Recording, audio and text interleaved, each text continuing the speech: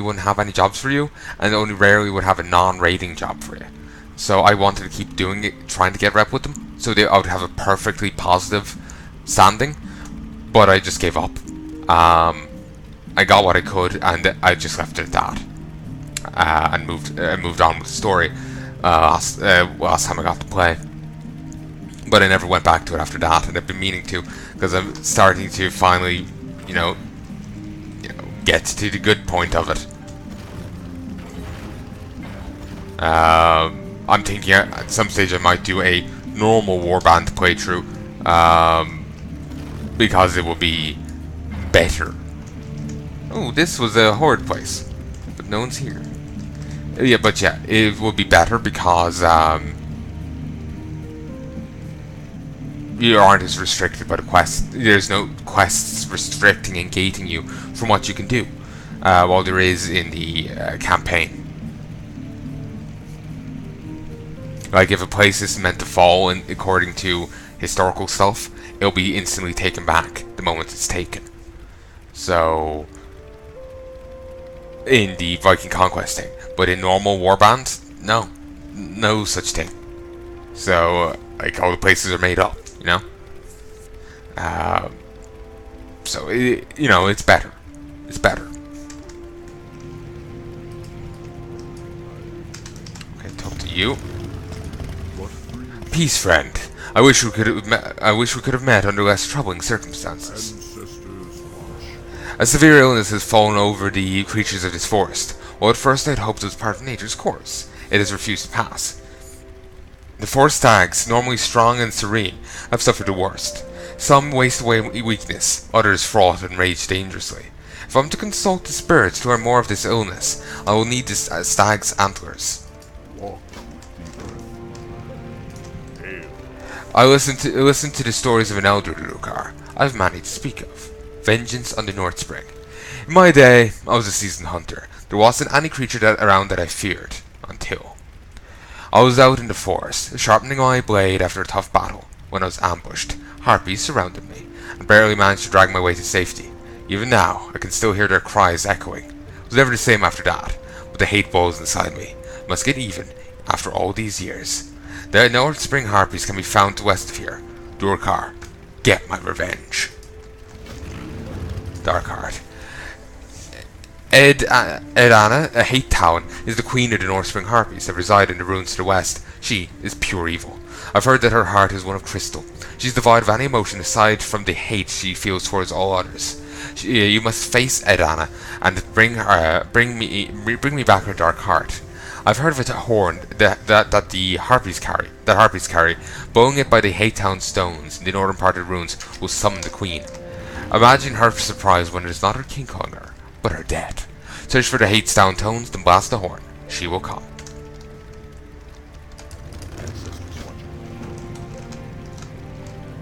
Let's just grab this bit of iron and we'll go. Oh. Sorry. It's beating me up. Hopefully I hadn't sold anything. It was all good. But I don't think so. I wouldn't have been in the auction house otherwise.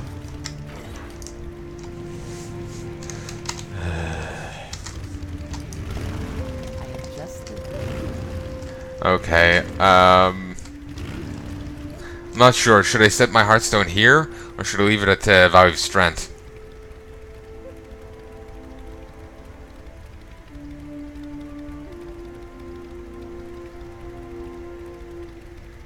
It works out the same either way. Use it. Like, look, I have to fly all this way now to get back here. I could set my Hearthstone here, but then I have to fly all that way to get back to Ogremar. So, in either case, it works out the same.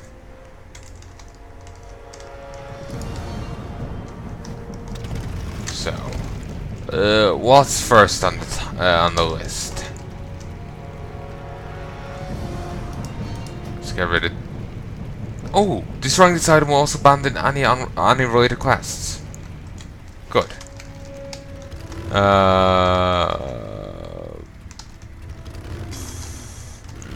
Belloc Brightblade. Huh. Let's go see what he has to say.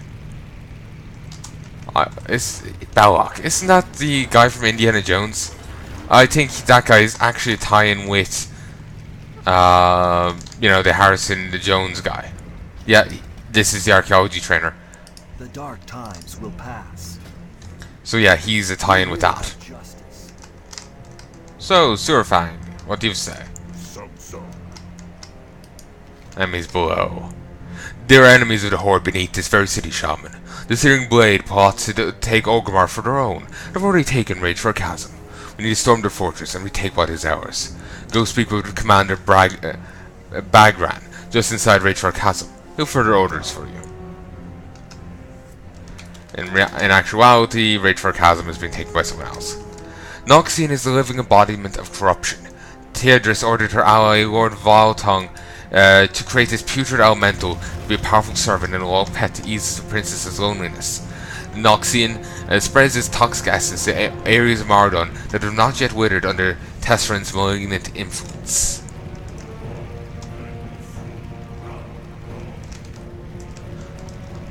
Let's talk to you.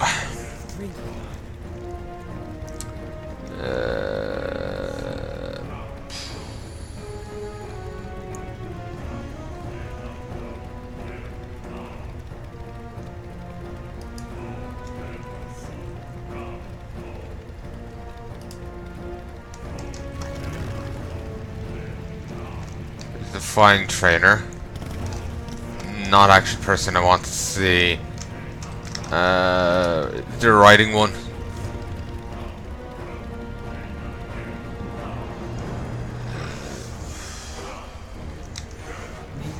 No, doesn't seem so.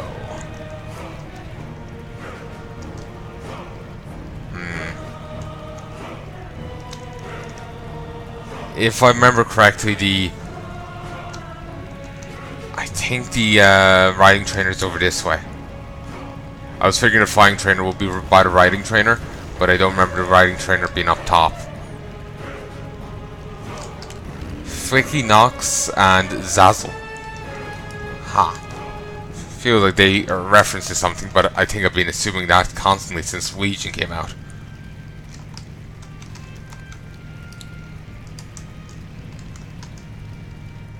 Yes, the riding trainer is over there, which is nice enough, nicely enough, near enough to over here. G firepower. Haven't really seen too much stuff to do with the, you know, those characters since, you know, you do your Pandaren character. But I assume they'll be relevant for the monks in their class order hall, so that'll be of interest. Grab that. Grab this. Okay, now so how far can it go up? 255. I should actually be able to get skinning up a bit higher. I'll worry about that on the way back, provided I remember. Just up here, I need to go get this guy. Also, Grimfang, his name of pet, Tusker, and Scuttler.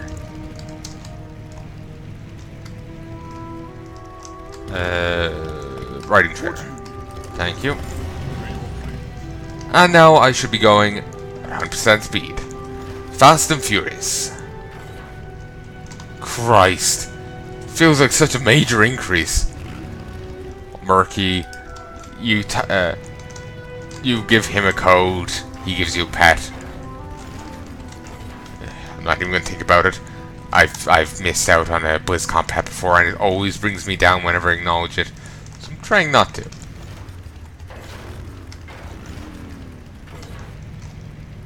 Okay, skinning. Huh? I could have gotten that later. I could earlier. I could get that at 110, while 200. While the other guy wanted 215. Wonder why.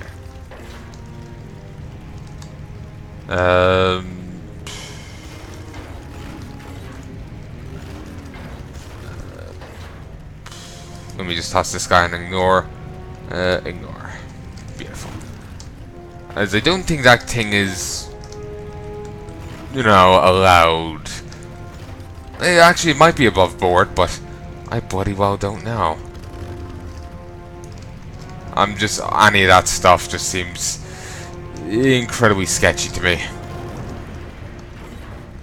Just like, incredibly.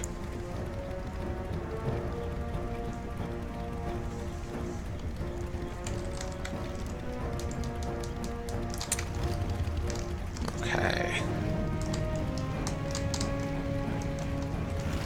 Ah, it's nice to have this increased speed.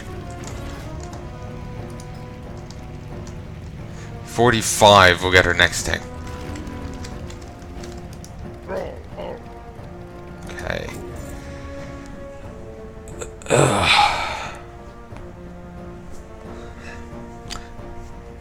Let's have a look at this. For a bit. It's to pass the time. Because I have a long fight ahead. Razor Ash. Razor Ash was made to accompany Noxian through Mordor. In time, this new creation became one of Princess's most cherished servants. Razor Ash constantly wanders the caves alongside Noxian, using thorny tendrils to shred any untainted plant life it can find. Tinker Gizlock. Already said that. Lord of Voltung. The Satyr Lord Voltung journeyed into Mardon's depths after hearing of its corruption.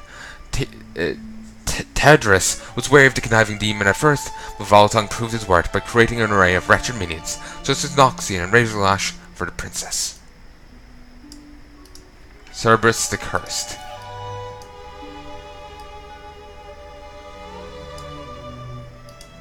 Upon learning of his uncle's tragic fate, the noble Cerberus swore to free Zatyr's spirit. The Keeper of the Grove was not prepared for the horrors that awaited him, Mardon's shadowy corridors. The dark energies permeating the area quickly overcame Cerberus, filling his heart with uncontrollable rage. Landslide. Take a quick drink.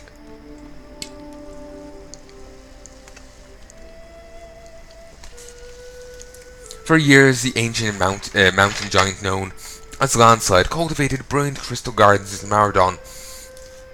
But Theodris enthralled the behemoth when she took up residence there. This once stoic giant now lives only to serve his tyrannical new master.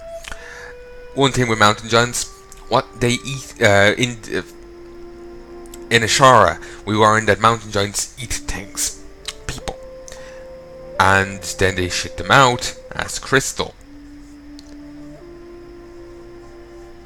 This may be a different sort of crystal, but yeah, I end up taking that.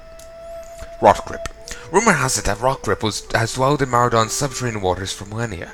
The famed dwarven hunter Hemith Nessingwary, he won't say Nessingway, has proclaimed that the beast could not be found, and a number of amateur trackers accepted the challenge of seeking out the legendary creature. None of them ever returned. Prince Theodris. The Order Elemental Theodris Terrazane, the Sun Mother's sole daughter, resides in Mardon's inner sanctum. Influenced by the old gods, the princess transformed her home into a den of corruption and suffering. Some believe that her foul powers are tied to the spirit of her dead lover, Zatan. If so, liberating the fallen keeper of the grove might be the only hope of cleansing Mardon. So there's that, back for them deeps. I think I had a look at that already. Here's this. The Twilight's Hammer cultist, Gerstan, has always indulged in life's finer things. Exotic foods, fine clothes, and gem-encrusted torture tools. Day and night, her prisoners' blood-curdling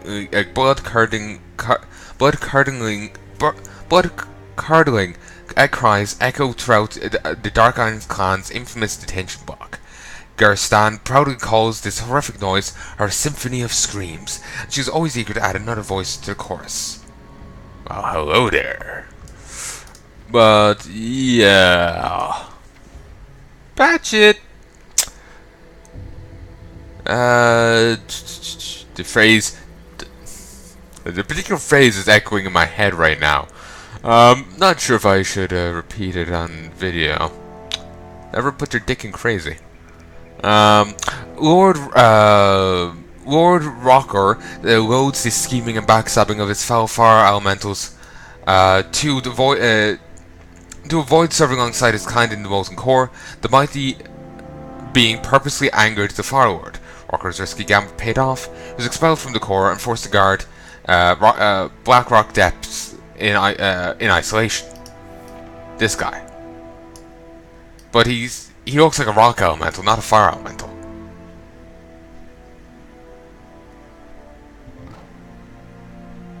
Okay, so basically piss off Ragnaros to get kicked out, explode from the core, but not killed.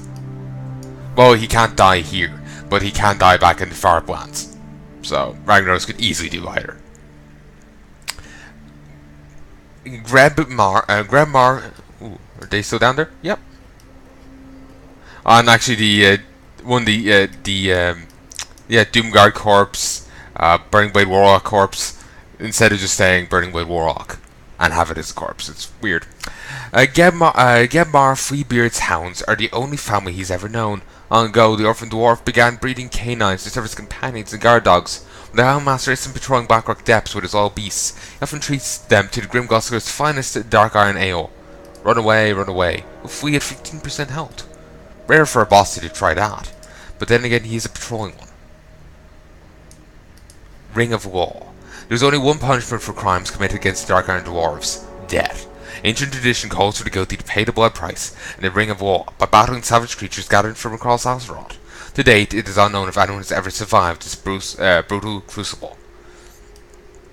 There was a quest you could get before where you could challenge someone, and an enemy party would appear, and you could fight them. It was like some old quest. I never got to do it. And there's something like punch, like an enemy player, one of the enemy NPCs had, and it was a reference to something. It's a 5-finger thing, or like Bruce Lee's 1-inch punch or something. I can't remember what it was, but it was some reference that I only realized later on, because I only found out about what it was referencing later on. Once a respected member of the Earthen Ring, Lorgrain. Really? Pyromancer Lorgrain. When did you join them? And when were you... Was he ever part of... was he ever in the game pre-Kata? Huh.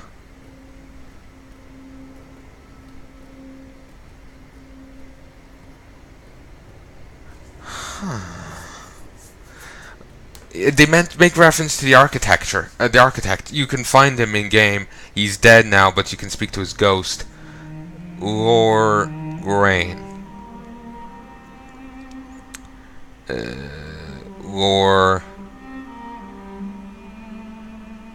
Was he in Classic?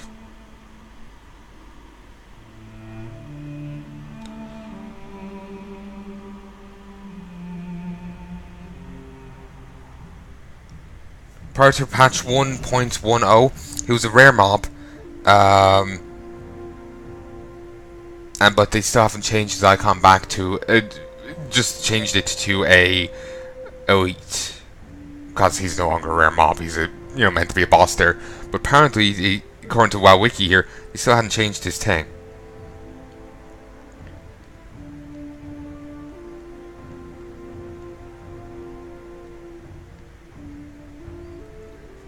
This, I'm just looking it up, seeing if there's any information about him, because he...